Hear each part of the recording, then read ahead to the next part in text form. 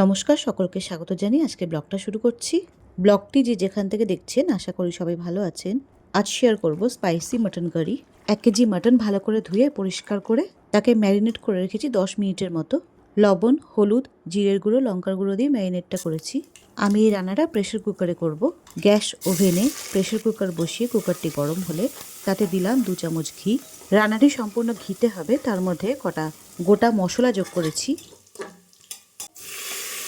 ফোড়নের মশলা থেকে ভালো একটা ঘ্রাণ বের হলে তার মধ্যে দিলাম পেঁয়াজ কুচি।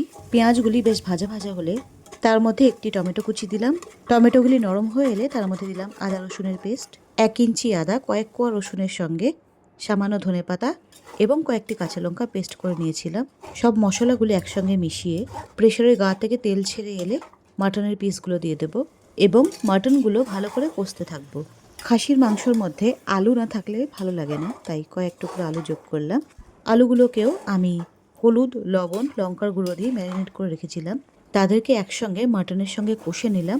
সঙ্গে দিলাম 1 হাতা দই, হাফ কাপ মতো। দই দিয়ে মাটনটাকে ভালো করে কষবো। প্রায় 10 মিনিট মতো কষবো। কষে চাপা ঢাকা দিয়ে দেবো। রান্নাটি করব সম্পূর্ণ জল ছাড়া। কষার মাধ্যমে যে জল বের হবে সেই জলেই এই রান্নাটা হবে। বেশ কিছুক্ষণ ভাপে থাকার পরে দেখুন মাংস জল ছেড়ে দিয়েছে। এইভাবেই আরও 2-3 মিনিট কষে নেব। ভাপে ভাপে যে জল বেরিয়েছে এই জলেই বাকি রান্নাটি হবে। এবার প্রেসারে ঢাকনা লাগিয়ে সিটিতে দিয়ে দেব।